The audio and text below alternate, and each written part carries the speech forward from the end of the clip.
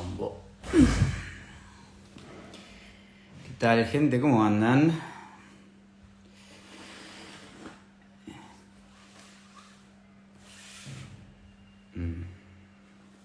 ver. Sí, vamos a ir. Bueno.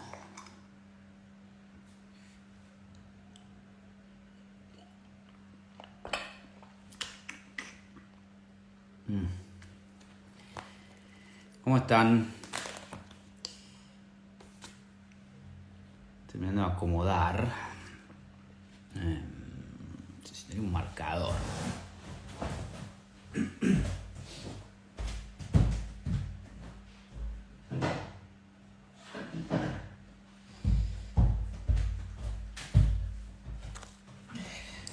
Ahora más o menos sí. Bueno, ¿cómo están, gente? Espero que anden bien por ahí con este calor y esta humedad insoportable. Volvemos con los vivos después de no sé cuánto tiempo. No hice uno antes de irme.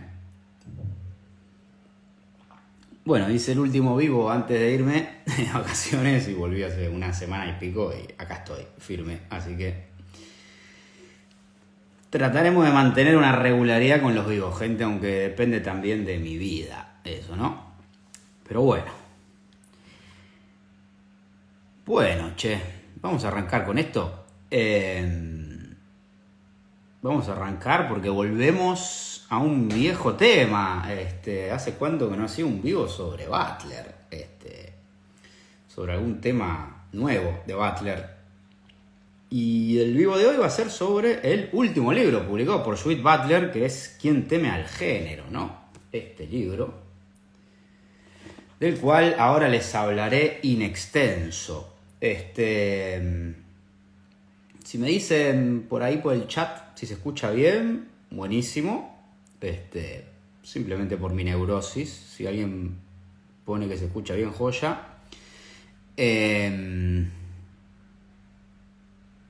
Judith Butler.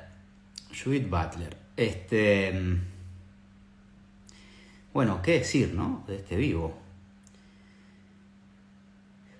Paradójico, porque... joya. Gracias. Escribirse. Bueno, como siempre, lo que quieran comentar, preguntar, adelante, gente. Por el chat, métanle. Yo en la medida de lo posible respondo. ¿Cuánto hay para decir de este libro, che? ¿Quién teme el género de Butler? Vamos a empezar por el principio, ¿no?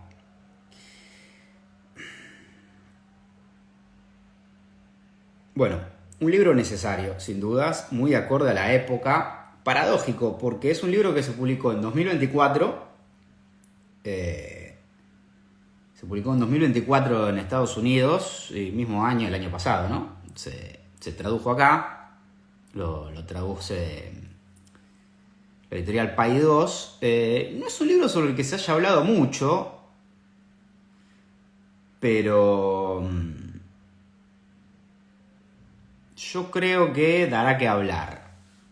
Pero bueno, ya lo veremos eso.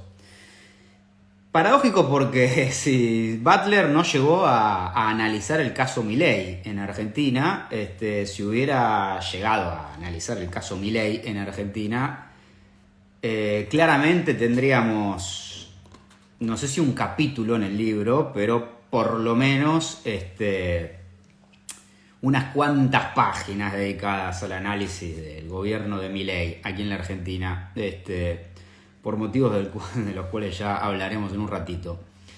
Ya les adelanto que en un rato también, citando a Butler obviamente, vamos a hablar mal del moribundo Papa Francisco.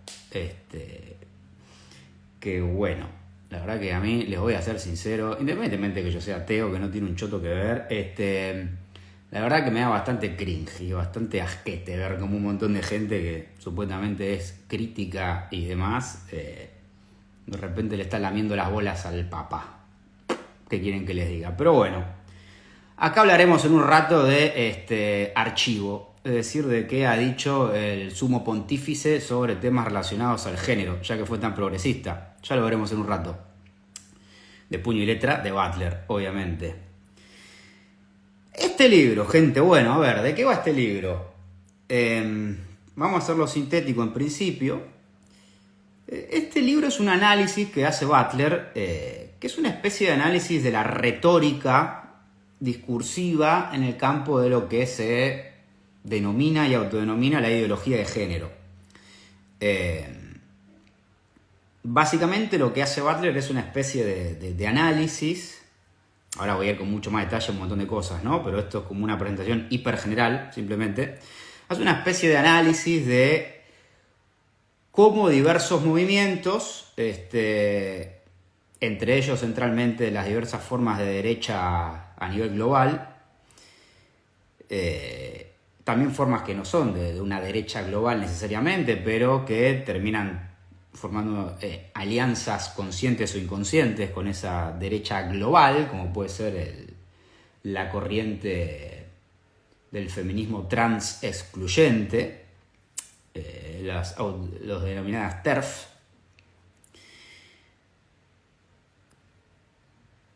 Cómo el género fue apropiado por este movimiento a nivel global, no es algo local, es decir, Butler no es que analiza un fenómeno que ocurre en Estados Unidos o en América Latina.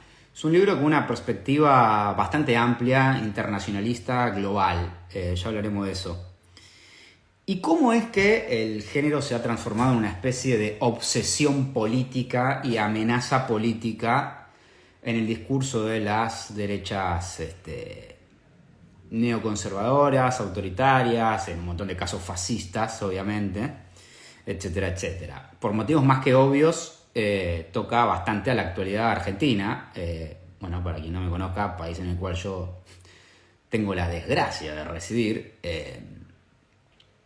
Si buscan cipallismo van a encontrar mi cara, les aclaro. No tengo ningún tipo de aprecio por el concepto de nación, tampoco de Argentina.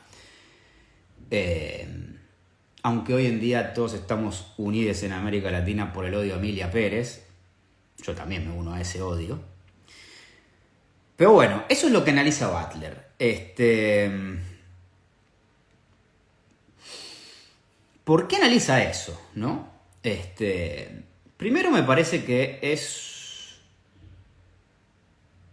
casi una obligación ética de Butler tener que analizar esto. Ahora les diré por qué. No es muy difícil de deducir tampoco de ese por qué.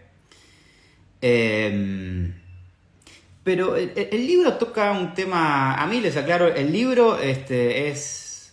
Bueno, yo me especializo en Butler, no me súper especializo, pero me he especializado en Butler y sigo todas sus publicaciones de lo que se publica en libros.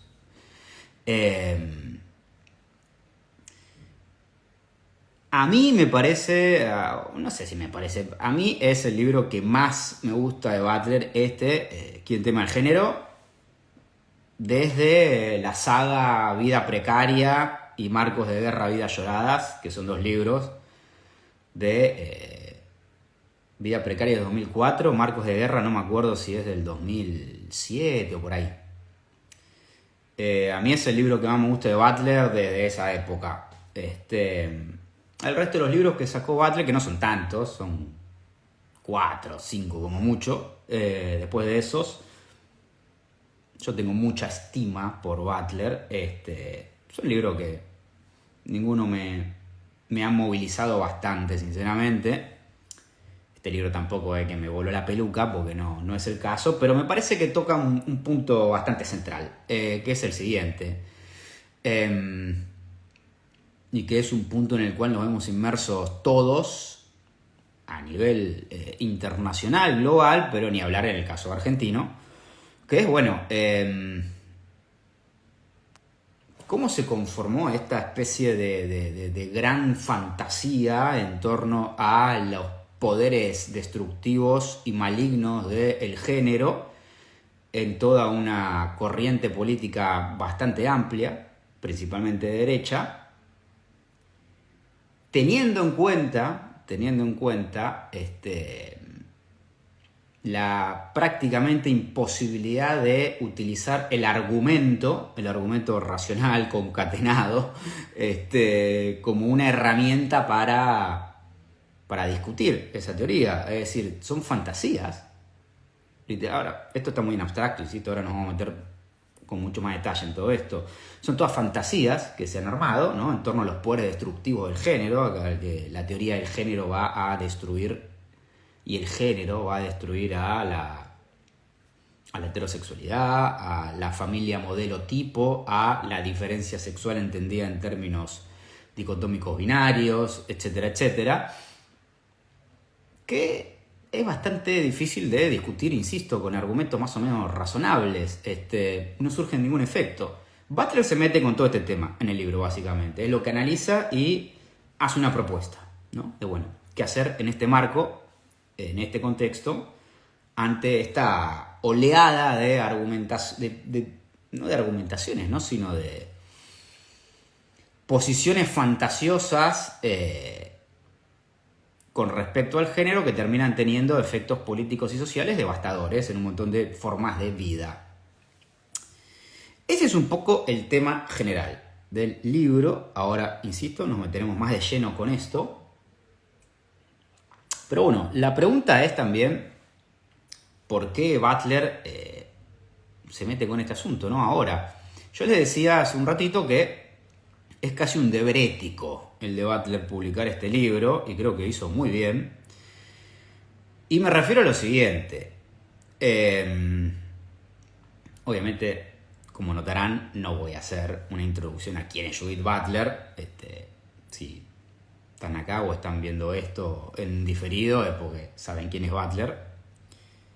Pero sí huelga hacer un rapidísimo raconto de su itinerario intelectual para entender un poco más el porqué de este libro, muy rápidamente. El primer libro que publica Butler es su tesis doctoral, es de, si mal no recuerdo, 1987, Subjects of Desire, Sujetos del Deseo. Es una tesis doctoral, un libro que no tiene nada que ver con teoría de género, es un estudio sobre la recepción de la obra de Hegel en Francia. Es un estudio formidable, realmente. Es un estudio más de historia intelectual que otra cosa. 1990 publica su segundo libro, que es ni más ni menos que Gender Trouble, el género en disputa. Ese libro, junto a otro libro que publicará en 1993, que es Cuerpos que Importan, pero sobre todo Género en Disputa de 1990, va a conformar la matriz de lo que va a partir más o menos desde el fin de la década del 80, principio del 90, empezar a denominarse la famosa teoría queer, hoy en día consolidada a nivel académico, en la academia, y siendo lo queer qué sé yo cómo decirle, un elemento, no lo tomen en el sentido lacaniano, un significante de apropiación cultural. Digo, lo queer forma parte de prácticamente cualquier cultura urbana occidental y probablemente también oriental. Lo queer. O sea, tenemos que lo queer a nivel cultural, la teoría queer a nivel de la academia, como dos grandes o dos caras de una moneda que ya forman parte de la cotidianidad del mundo, por decirlo de una manera.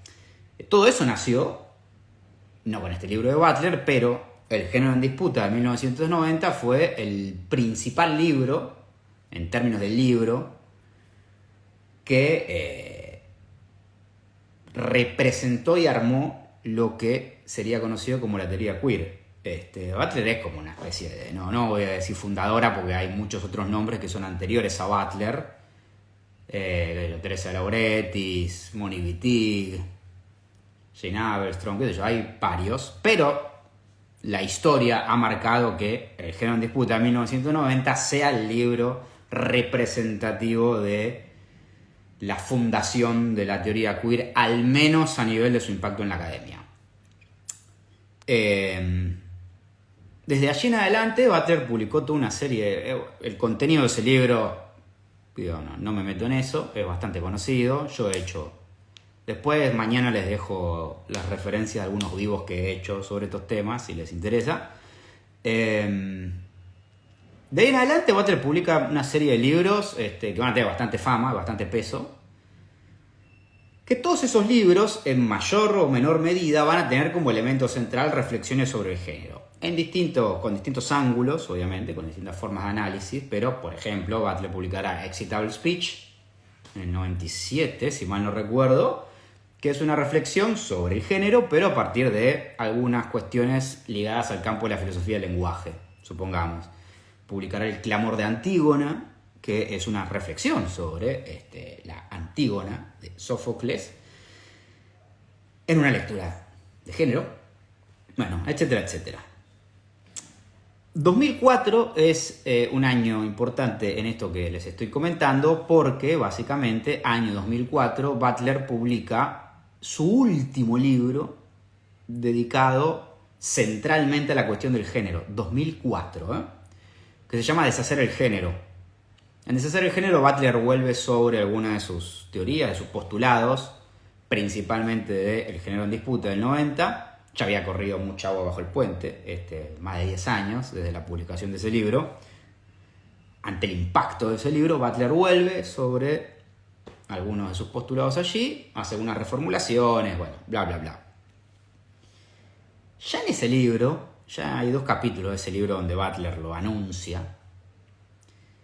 Pero ese mismo año, 2004, Butler publica otro libro que se llama Vida precaria, no me acuerdo si en singular o en plural, vida o vidas, precaria o precarias, vida precaria, que marcará el inicio de un giro en su obra, al menos a mi juicio, ¿no? Es una discusión entre especialistas de Butler si marca un giro o no, a mi juicio sí. Digo un giro en 2 sentidos, ¿no? En el sentido negativo de lo que no va a trabajar, el género. Desde el 2004, desde Deshacer el género, hasta ahora, hasta 2024 con ¿Quién teme al género? El género ya no va a ser un tema central en sus libros. Sus reflexiones sus libros, ¿no? Van a centrarse en otras cuestiones ligadas al campo de la ética, de la filosofía política, de la guerra. Bueno, Vida precaria, 2004, que es el primer libro que marca ese giro. Es un libro que Butler escribe a partir de los atentados en las Torres Gemelas en Estados Unidos, así que imagínense, va a reflexionar sobre el espacio público, va a reflexionar sobre, obviamente, temáticas ligadas al racismo, principalmente en Estados Unidos, pero también en Europa. Ya desde el 2015 en adelante va a tener reflexiones sobre la violencia, sobre la pandemia. Escribió un libro chiquito sobre la pandemia, que en realidad es una compilación de artículos, etcétera, etcétera. Ninguno de esos libros tiene como tema central al género. Es decir, que pasaron 20 años desde el último libro de Butler dedicado al género. Entonces, ¿por qué Butler vuelve sobre este tema? Bueno, yo no la conozco a Butler personalmente, me encantaría conocerla porque la adoro. Realmente, para mí es una referencia en términos intelectuales y éticos, políticos y personales. Pero no creo que sea necesario conocer a Butler para entender por qué escribió este libro, conocerla personalmente. Butler básicamente fundó los cimientos de la teoría queer y de lo que desde la segunda mitad de la década del 90 en adelante va a conocerse, sobre todo en el campo más académico, como el campo de los estudios de género. Y Butler tiene mucha responsabilidad, en buen sentido, obviamente, ¿no? Tiene mucha responsabilidad en haberle dado forma a nivel académico y cultural a lo que hoy en día entendemos por género en el campo de la academia e inclusive en la culturalidad urbana o de las grandes urbes occidentales. Bueno, acá hay habría que hacer muchísimas aclaraciones, no importa, pero se entiende, me imagino.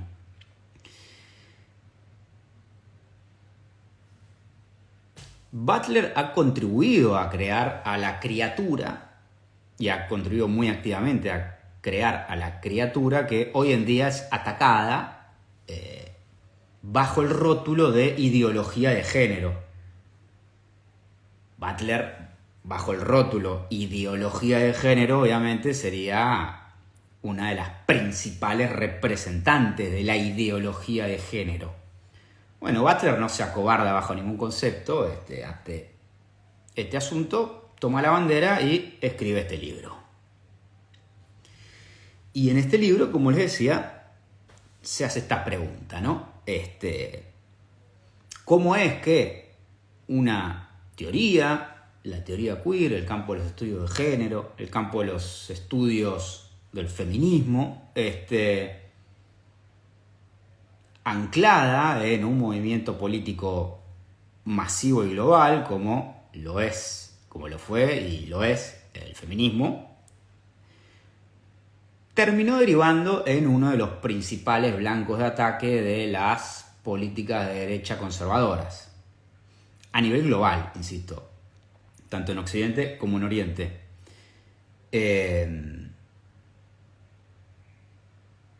La realidad es que esa es una pregunta que no tiene respuesta al día de hoy y que probablemente para esbozar una respuesta un poco más amplia que la que da Butler vamos a tener que esperar unos cuantos años a que pase el tiempo y podamos analizar todo lo que está pasando con un poco más de distancia.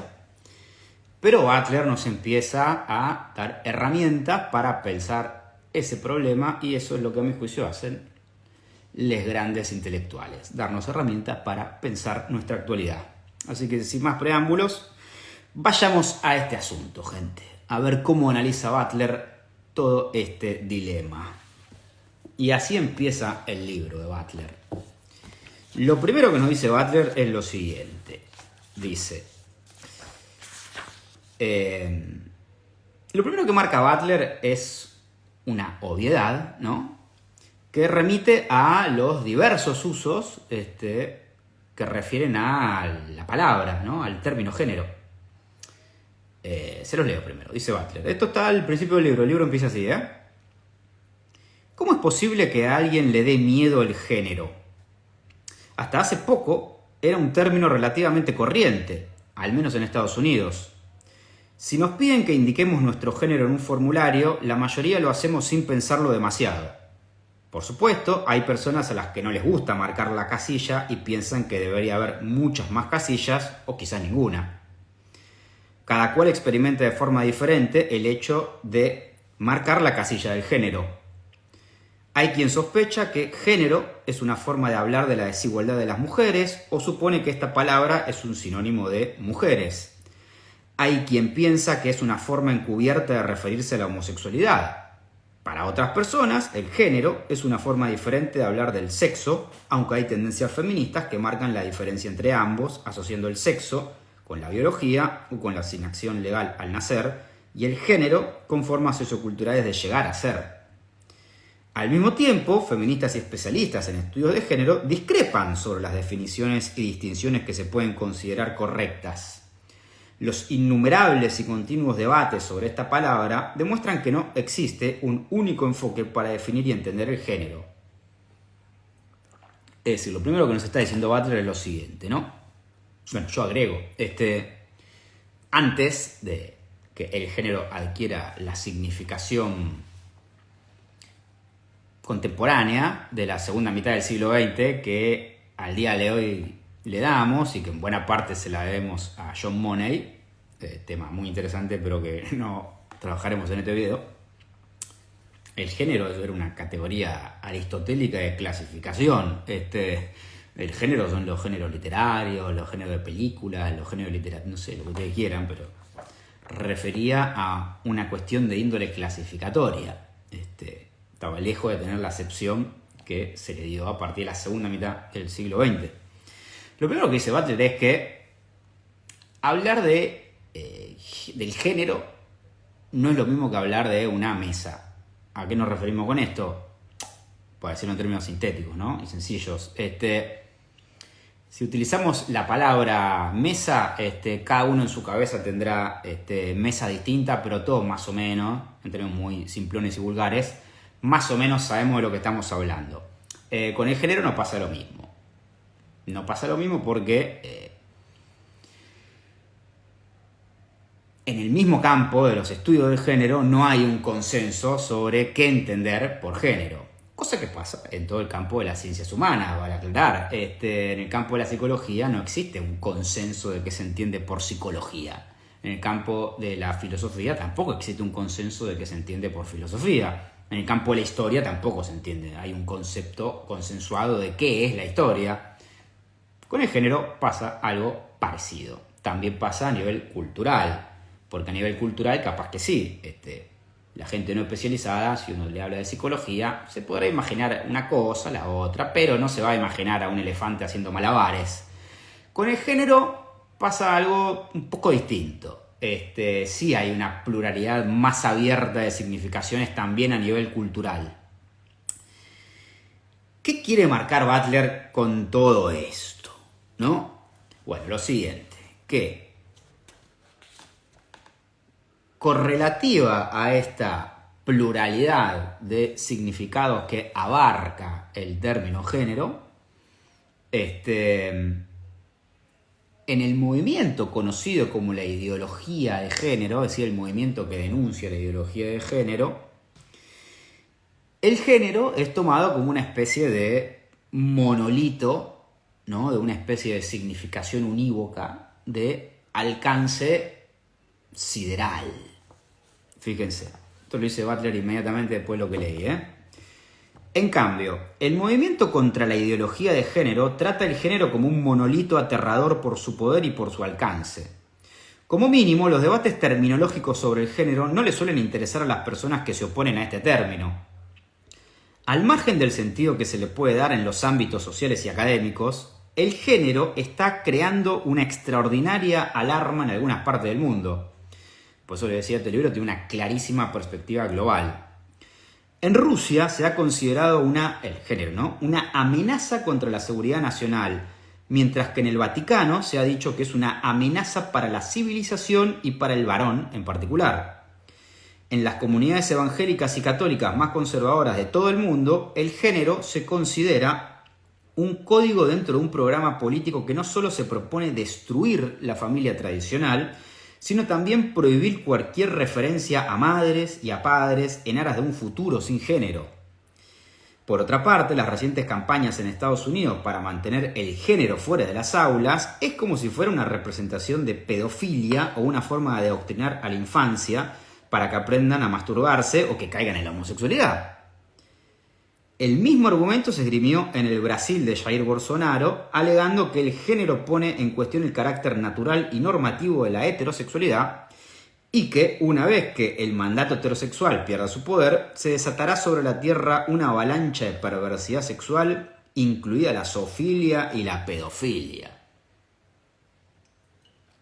Bueno, ahora quienes vivimos en Argentina y quien viva en Latinoamérica y no viva en un termo, también podemos incluir a Argentina en esta lista y al gobierno de Milei y decir exactamente lo mismo, las mismas líneas que se han esgrimido acá sobre Bolsonaro, lo mismo podemos decir sobre Milei, el mileísmo, el paleolibertarismo o libertarismo local, con respecto a el género enmarcado como una ideología de género y la necesidad de dar la batalla cultural, como le dicen, para expulsar al género de la educación pública, pero la educación en términos generales.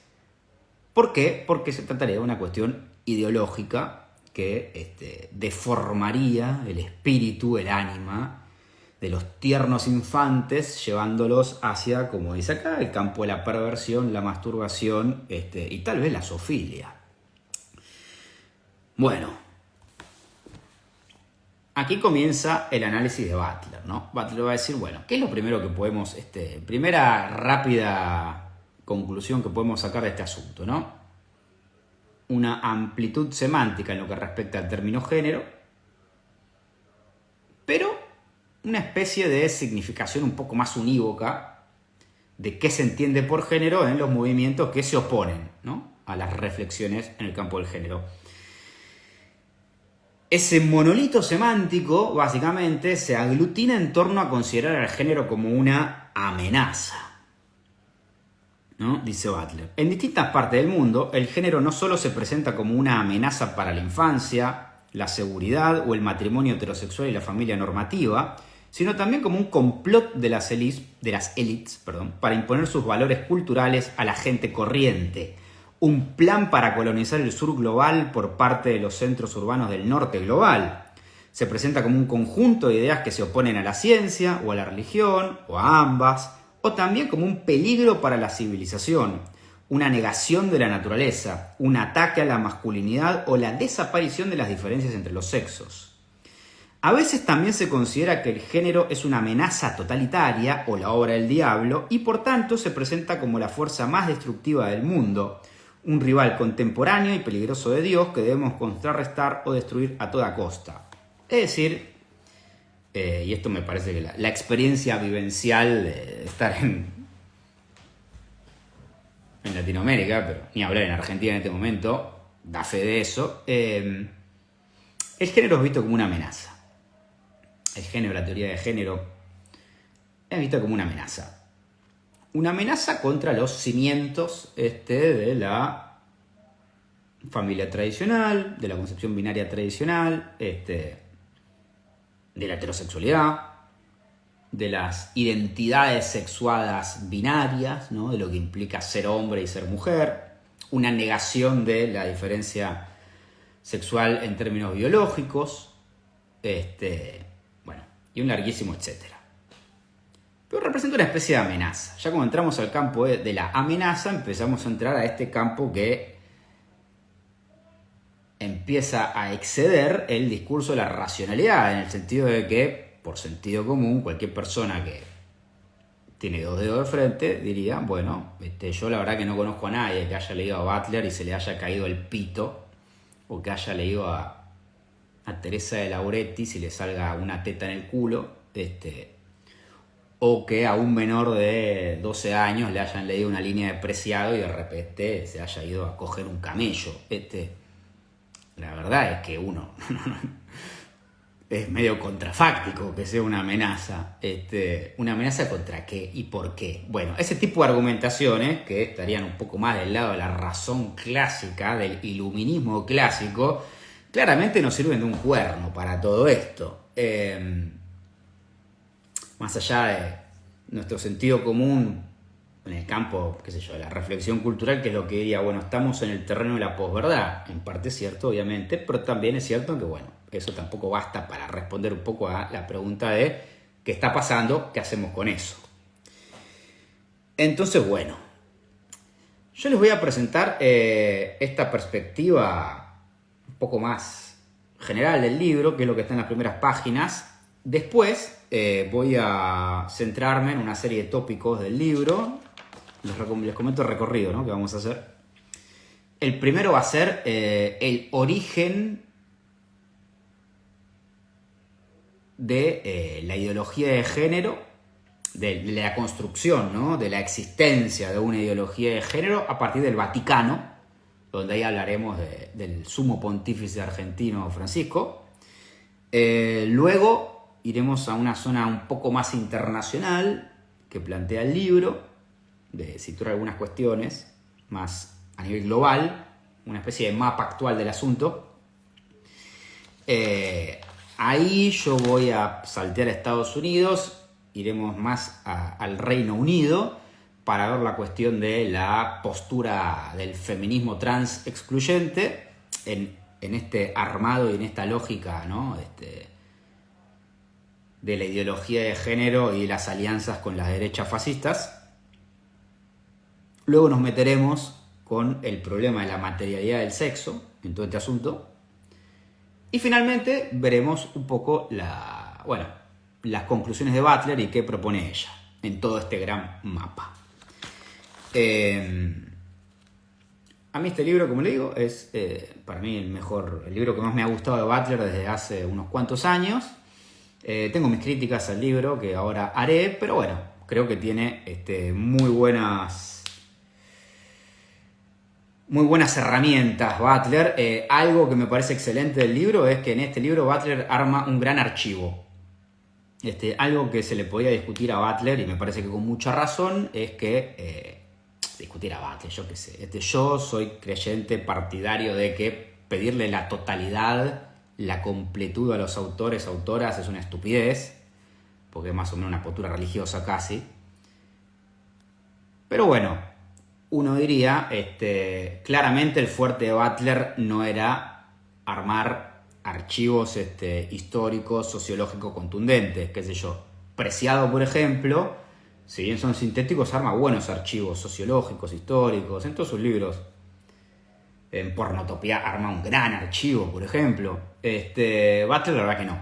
Bueno, en este libro sí. En este libro Butler arma un gran archivo. Archivo me refiero a documentos. En este caso, documentos actuales con respecto a, bueno, en términos políticos, ¿no? ¿Qué se entiende? Y religiosos, ¿qué se entiende por el género en Estados Unidos, en Europa, en Hungría, en Rusia, en Ucrania, en varios países del continente africano, en América Latina, en Colombia, Brasil principalmente, bueno, y un largo etcétera. En este libro Butler arma un gran archivo en ese sentido. Eso me parece una de las grandes fortalezas del libro. Y algo que nos permite también utilizarlo como una herramienta crítica. Las críticas al libro las iré enunciando a medida que avancemos. Pero bueno, volvamos al asunto. Hecho el mapa, metámonos de lleno. Luego de situar al género como amenaza en el marco de este armado de la ideología de género, que ahora en un ratito veremos cómo surge históricamente esto, Butler sitúa cuál es su hipótesis central, que acá también me parece que es interesante, entendible, pero para mí es problemático. Pero veamos. Butler dice lo siguiente, ¿no? Bueno, ¿por qué el género termina siendo concebido como esta gran amenaza? Butler lo que nos dice es que el género, ya en un momento habla de un significante vacío, que el género funciona como una especie de significante vacío. A mí no me gusta la expresión, me parece de un estructuralismo bastante anquilosado. Pero bueno, para ponerlo en términos criollos, lo que dice Butler es que bueno, el género funciona como una especie de bolsa, de enorme bolsa de gatos, en el cual ingresan toda una serie de temores que no tienen nada que ver con el género, pero que por determinados motivos, ahora iremos viendo cuáles, terminan siendo englobados en una enorme bolsa gigantesca denominada género. Así lo dice Butler, dice: en la derecha hay una lista de temores diferente y amplia. Tenemos desafíos al poder patriarcal y a las estructuras sociales dentro del Estado, la sociedad civil y la unidad familiar heteronormativa, oleadas migratorias que amenazan las ideas tradicionales de la nación, la supremacía blanca y el nacionalismo cristiano. La lista de temores es interminable, la lista de temores que hacen a las consecuencias del género.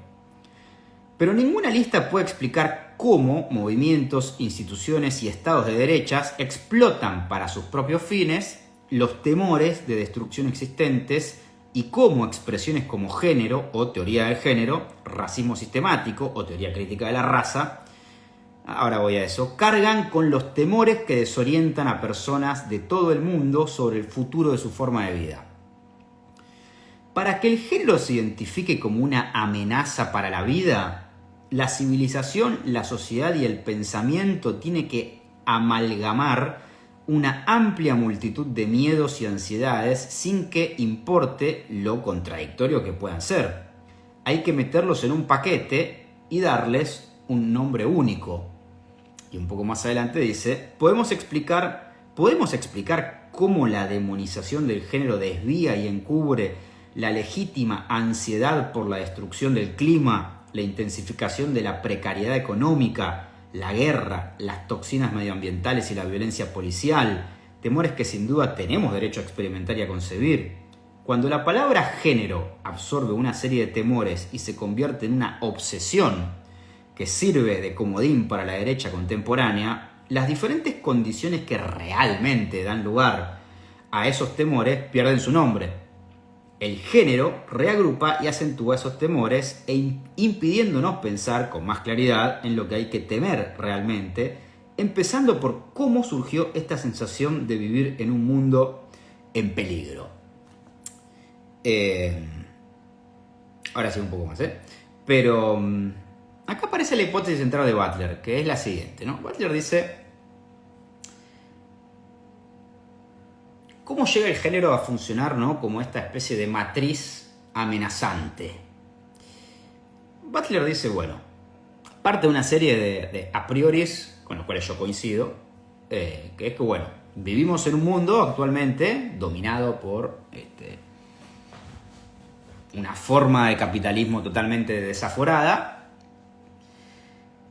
en la cual nuestras formas de vida, nuestras vidas y las diversas formas de vida, que no son solamente las humanas, el ecosistema, las formas de vida no humanas entendidas como animales, etcétera, etcétera, el clima, se ven constantemente amenazadas desde múltiples ángulos. Es decir, estamos en un momento de la historia de la humanidad en la cual una de las principales características de existir en este mundo en este momento es tener una existencia precaria. Precaria, en este caso, más ligado al campo de la amenaza. Hay amenazas reales, amenazas de precarización económica, amenazas de desastres a nivel climático, amenazas de destrucción a nivel ecológico, amenazas de la seguridad personal en el espacio público y un larguísimo etcétera. Todas amenazas reales, concretas, y ante las cuales la reacción más normal, esperable, es tener miedo. Tener miedo, sentir ansiedad, etcétera, etcétera. La hipótesis de Butler es que el género aglomera varios de esa sensación de temor generalizada, justificada en la realidad concreta e empírica de cualquier persona que existe y no vive en una nube de pedos, aglomera ese temor, esa ansiedad, y genera una especie de fantasía en la cual esa sensación de precariedad, de temor, de inexistencia, de peligrosidad, ya no se encuentra más, por decirlo concretamente, ¿no?, ya no se encuentra más ligada a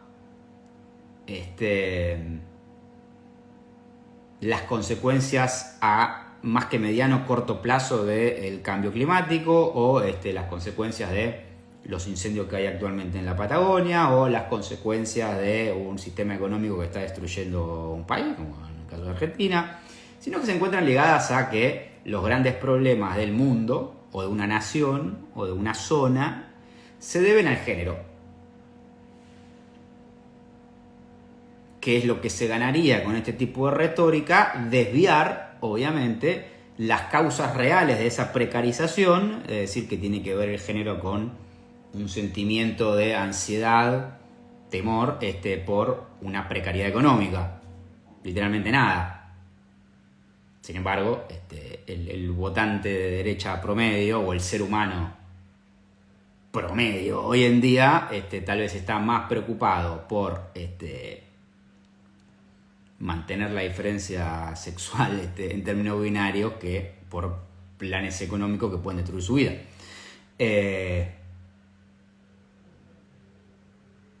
Y esto se hace a través de un mecanismo que es la elaboración de una especie de fantasmática con respecto al género.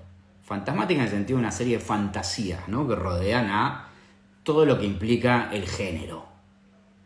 Dice Butler: hacer circular el fantasma del género, clara alusión al fantasma del comunismo de Marx, obviamente. Bueno, acá Butler está jugando con ese asunto. Para quien no lo sepa, cuando se hablaba del fantasma del comunismo, es una expresión de Marx, pero muchas veces ese rótulo, el fantasma del comunismo, se ha utilizado para referirse a, bueno, lo utiliza Milei acá, Digo, son reflexiones que se cruzan bastante, lamentablemente. Se le indelegaba la culpa al comunismo de un montón de cosas que no tenían un cuerno que ver con el comunismo, sobre todo en la política macartista de Estados Unidos de la época. Bueno, con el género pasaría lo mismo, ¿no? El fantasma del género es la circulación del género en un montón de temas y problemáticas que no tienen absolutamente nada que ver con el género. Así circular el fantasma del género es también la forma que tienen los poderes fácticos, estados, iglesias, movimientos políticos, de atemorizar a la gente para que vuelva al redil, acepte la censura y vuelque su miedo y su odio sobre las comunidades vulnerables.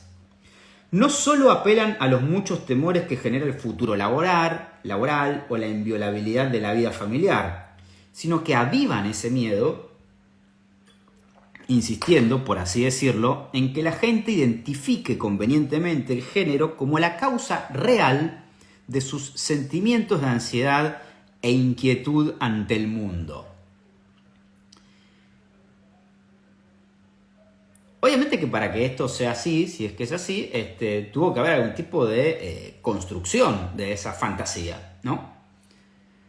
Bueno, la construcción de esa fantasía, en los términos contemporáneos de esa fantasía, obviamente, está directamente ligada al Vaticano. Y ese es uno de los puntos centrales del libro, y en el cual yo me voy a explayar ahora un poco más. Y Butler da un ejemplo para empezar, ¿no? Ese ejemplo es una admonición del Papa Francisco, en el año 2015. Es una entrevista, un documento del año 2015, donde Francisco decía lo siguiente: tras advertir de la existencia de Herodes en cada periodo histórico, Francisco dice que la teoría del género podría considerarse el nuevo Herodes de nuestra época, pues, esto es una cita, trama de signos de muerte que desfiguran el rostro del hombre y de la mujer, destruyendo la creación. El Papa Francisco deja bien clara la fuerza destructiva que atribuye a la teoría del género. Cita nuevamente del Papa Francisco. Pensemos en las armas nucleares, en la posibilidad de aniquilar en pocos instantes un número muy elevado de vidas humanas. Pensemos también en la manipulación genética, en la manipulación de la vida o en la teoría del género que no reconoce el orden de la creación. Fin de cita. El Papa Francisco prosigue con una historia sobre cómo la financiación de las escuelas que atienden a los pobres está condicionada a que no se incluya la teoría del género en los planes de estudios. No tenemos detalles sobre lo que entiende exactamente por teoría del género el Papa Francisco o el Vaticano, pero está claro que es algo pavoroso, como lo puede ser la pérdida masiva de vidas. Exigir una enseñanza de género en las escuelas es, según sus palabras, cita del Papa Francisco, colonización ideológica. Y añade que lo mismo hicieron los dictadores del siglo XX, como por ejemplo las juventudes hitlerianas. Fin de cita. Bueno, fíjense, acá está bastante claro, ¿no? El asunto. Fíjense cómo hay una retórica discursiva en la cual la teoría del género, que no se explica qué carajo es o qué se entendería por teoría del género, está al mismo nivel que el temor nuclear, que las juventudes hitlerianas, es decir, que el nazismo. Básicamente, las consecuencias de la teoría del género están al mismo nivel que el Holocausto. Esto lo dice el Papa Francisco en el año 2015. El gran progresista que hoy todos lloran. Luego vamos a hablar más sobre este asunto. Acá este es un ejemplo que da Butler, ¿no? Después le dedico un capítulo entero al asunto. Ahora, ¿cómo? Bueno, primera cuestión, ¿no? Esto que dice el Papa Francisco en el año 2015 es un delirio. Así, liso y llanamente. Lo digo yo y lo dice Butler, ¿no? Butler dice, bueno, esto es una especie de delirio y ya entramos al campo, dice Butler, del delirio obsesivo. Es decir, Butler se pregunta, ¿cuáles son las condiciones de posibilidad para que se conforme esta fantasía delirante en la cual el género y la teoría del género pueden estar a la par con el Holocausto o con Hiroshima?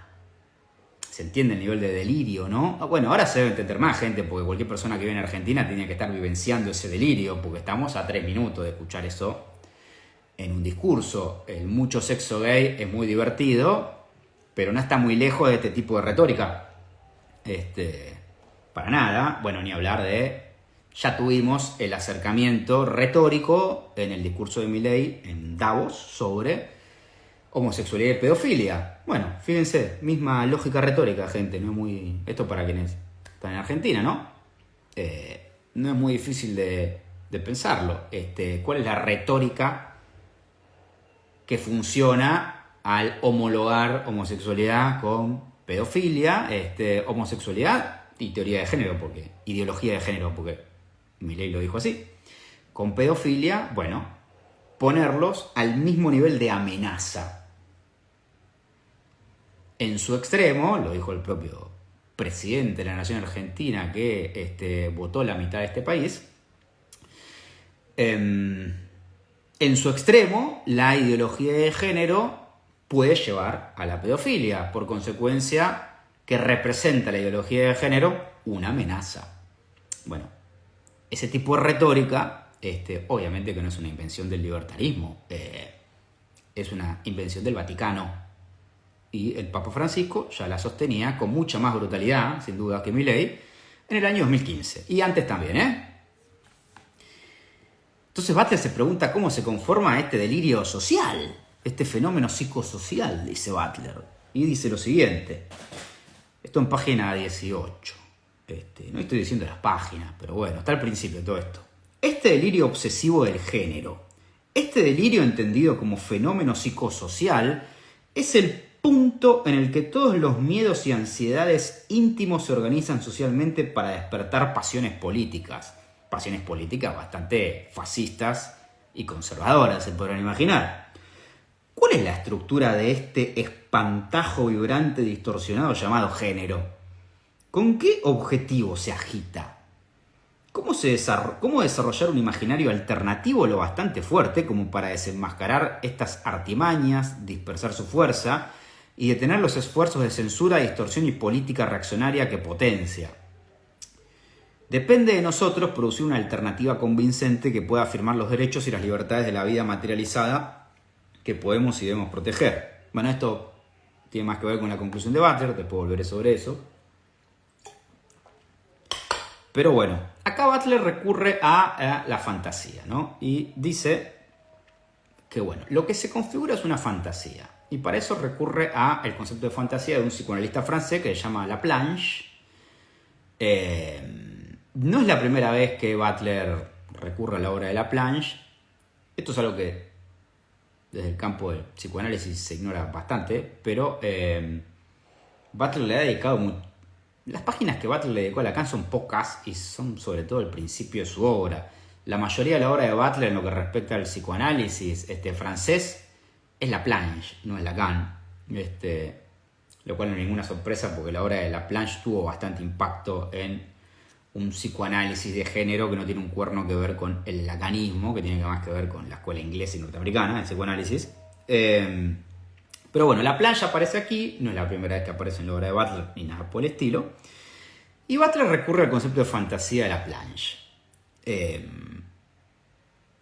Se los leo y se los traduzco. Dice, esto en página 19.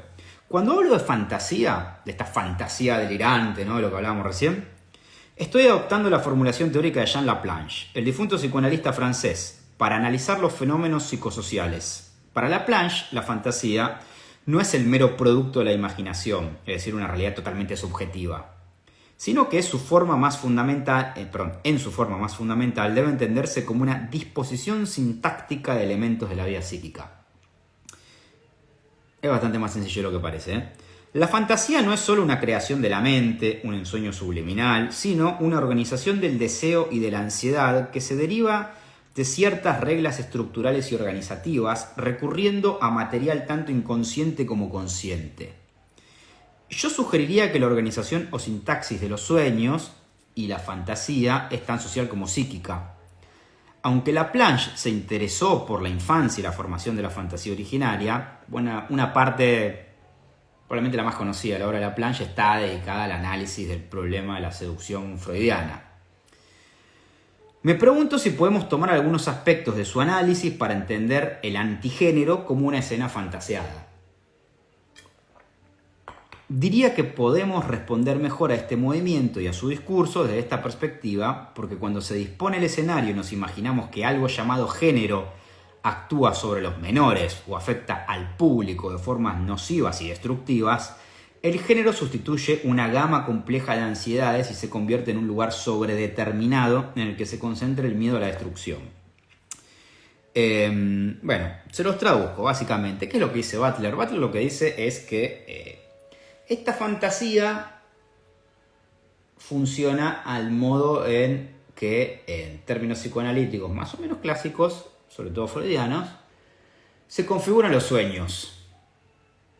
Hay dos mecanismos que configuran los sueños en el psicoanálisis clásico freudiano, sobre todo a partir de la interpretación de los sueños de Freud, obviamente, que es los mecanismos de condensación y desplazamiento. Esos mecanismos que lo que permiten, bueno, que una serie de elementos dispares, completamente heterogéneos, se condensen, en este caso, en imágenes. Esas imágenes son las imágenes que conforman el sueño. Esos mecanismos permiten que elementos contradictorios se fundan en una sola imagen, qué sé yo, por poner un ejemplo bastante bobo, pero para que se entienda, ¿no? En el marco, obviamente, de una interpretación psicoanalítica, que es de lo que está hablando acá Butler, aparecería una figura, supongamos, ¿no? Una figura en el sueño, supongamos una situación de análisis común y silvestre, un analizante está comentando que soñó, y dice, bueno, soñé con fulanito. Pero fulanito no era fulanito. En realidad fulanito era menganita. Y fulanito era menganita porque en fulanito había algo que me hace acordar a menganita. Entonces, ¿cuál es el punto de esto? Una imagen, un elemento, contiene dos cosas distintas, fulanito y menganita. Y así como contiene dos cosas distintas, puede contener 70 cosas distintas. Bueno, esto en términos muy sintéticos. Esta lógica psíquica es la que dice Butler, funciona en la conformación de las fantasías en lo que respecta a el poder amenazante que la ideología, que el movimiento antigénero o los movimientos contra la ideología de género le atribuyen al género. Es decir, la capacidad del género de conglomerar toda una serie de temores, ansiedades, miedos totalmente dispares en una sola figura, que es el género, obviamente.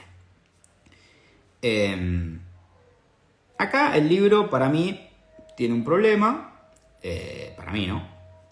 Primero, Butler...